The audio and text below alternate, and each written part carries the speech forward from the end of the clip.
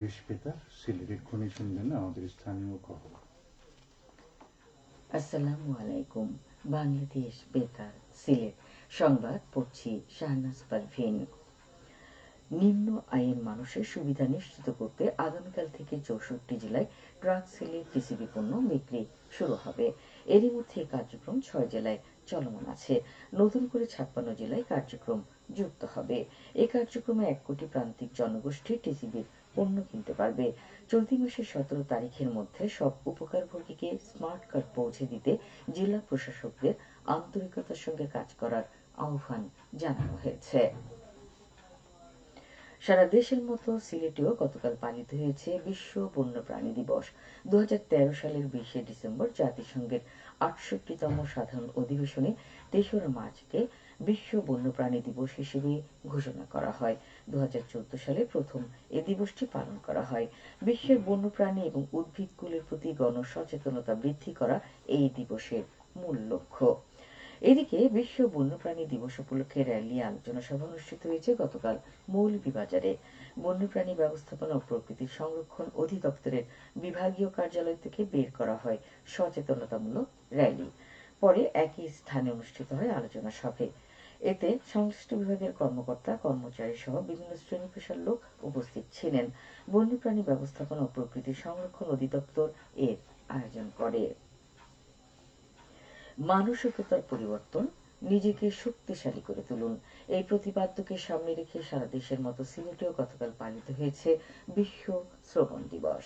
শ্রবণ প্রতিবন্ধী বা শ্রবণ হ্রাসসহ শ্রুতিহীনতা রোধে প্রতি বছর দিবসটি পালিত হয়। এই উপলক্ষে বিভিন্ন সংগঠনের উদ্যোগে জনসচেতনতামূলক প্রচারণা, র্যালি ও আলোচনা সভার আয়োজন করা হয়।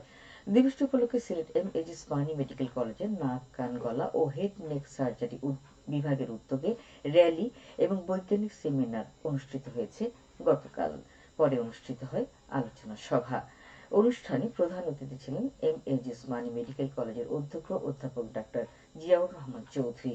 এতে বিভিন্ন বিভাগের বিভাগীয় প্রধানগণ, ইএনটি বিভাগের সব পর্যায়ের শিক্ষক এবং চিকিৎসক ও নার্সিং স্টাফবৃন্দ উপস্থিত ছিলেন। এদিকে দিবসটি উপলক্ষে র্যালি ও আলোচনা সভা অনুষ্ঠিত হয়েছে গতকাল মৌলভীবাজারে। জেলা সমাজসেবা অধিদপ্তরের কার্যালয় থেকে বের করা হয় সচেতনতামূলক র্যালি। পরে কালেক্টরেটে অনুষ্ঠিত হয় আলোচনা সভা। এতে প্রধান অতিথি ছিলেন জেলা প্রশাসক মোহাম্মদ ইসরাইল হোসেন। এতে শ্রবণ প্রতিবন্ধী শিক্ষার্থী, শিক্ষক, অভিভাবক, সুশীল সমাজের প্রতিনিধিগণ উপস্থিত ছিলেন। জেলা প্রশাসন, সমাজসেবা অধিদপ্তর এবং বুদ্ধি প্রতিবন্ধী সেবা ও সাহায্য কেন্দ্র যৌথভাবে এর আয়োজন করে। জুলাই আগস্ট গণ অভ্যুত্থানে আহত ও শহীদ পরিবারের সদস্যদের সরকারি মাধ্যমিক বিদ্যালয়ে ভর্তির আদেশ দিয়েছে শিক্ষা মন্ত্রণালয়। মুক্তিযোদ্ধা অথবা শহীদ মুক্তিযোদ্ধাদের সন্তান এবং জুলাই গণ অভ্যুত্থানে আহত অথবা শহীদ পরিবারের সদস্যদের সরকারি মাধ্যমিক বিদ্যালয়ে ভর্তির জন্য শতকরা ৫টি আসন সংরক্ষিত থাকবে।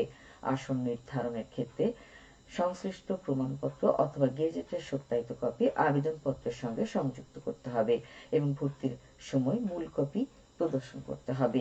এক্ষেত্রে সংশ্লিষ্ট ব্যক্তির মুক্তিযুদ্ধ বিষয়ক মন্ত্রণালয় হতে ইস্যুকৃত মুক্তিযোদ্ধা সনদ অথবা জুলাই গণ অভ্যুত্থানের শহীদদের গেজেট যথাযথভাবে যাচাই করে ভর্তি কার্যক্রম সম্পন্ন করতে হবে।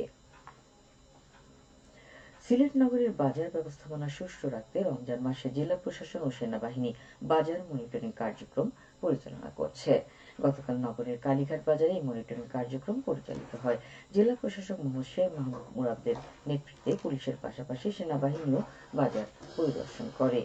মনিটরিংকালে বিভিন্ন পাইকারি দোকানে ভোজ্যতেল সহ নিত্য প্রয়োজনীয় পণ্যের ক্রয় মূল্য ও বিক্রয় মূল্য যাচাই করা হয়। অতিরিক্ত মুনাফা ও বাজারে কৃত্রিম সংকট সৃষ্টি না করার বিষয়ে ব্যবসায়ীদের সতর্ক করা হয়।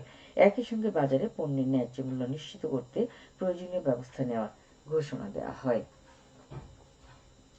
পবিত্র মাহে রমজান ও ঈদ উল ফিতর উপলক্ষে নিত্য প্রয়োজনীয় পণ্যের মূল্য সহনীয় পর্যায়ে রাখার লক্ষ্যে ব্যবসায়ীদের সঙ্গে মতবিনিময় করেছেন হবিগঞ্জের জেলা প্রশাসন। জেলা কালেক্টরেটে মতবিনিময় সভায় প্রধান অতিথি ছিলেন জেলা প্রশাসক ডক্টর মোহাম্মদ ফরিদুর রহমান। তিনি বলেন, জেলা প্রশাসনের নেতৃত্বে বাজার মনিটরিং সেল নিয়মিত বাজার মনিটরিং করছে। সড়ক দুর্ঘটনায় 2 চা শ্রমিক নিহত এবং 7 শ্রমিক আহত হয়েছেন মৌলভীবাজারে। গতকাল সকালে ঢাকা সিলেট মহাসড়কের শ্রীমঙ্গল উপজেলার সাতগাঁও পয়েন্টে এই দুর্ঘটনা ঘটে। উপজেলার আমরাইলছড়া চা বাগানের 15 জন শ্রমিক সহ চা পাতা বোঝাই একটি পিকআপ ভ্যান নিয়ন্ত্রণ হারিয়ে উল্টে গেলে শ্রমিকরা ভ্যানের নিচে পড়ে যান। হাইওয়ে পুলিশ ও স্থানীয়রা তাদের উদ্ধার করে গুরুতর আহত 9 জনকে মৌলভীবাজার জেনারেল হাসপাতালে প্রেরণ করেন। সেহরি ও ইফতারের সময়সূচি। সিলেট ও পার্শ্ববর্তী এলাকায় আজ ইফতার সন্ধ্যে 6টায় এবং আগামীকাল সেহরির শেষ সময় ভোর 4:53। সবশেষে আবহাওয়া। সন্ধ্যে 6টা পর্যন্ত পূর্বাভাসে বলা হয়েছে সিলেট সহ পার্শ্ববর্তী এলাকায় আজ কোনো সতর্কবাণী নেই এবং কোনো সংকেত দেখাতে হবে না। আর সিলেটের সূর্যোদয় হয়েছে 6:12 এবং সূর্য অস্ত যাবে সন্ধ্যে 5:56। সংবাদ শেষ হলো। আমাদের পরবর্তী স্থানীয় সংবাদ প্রচারিত হবে বিকেল 4:30। বাংলাদেশ বেতার সিলেট নিয়মিত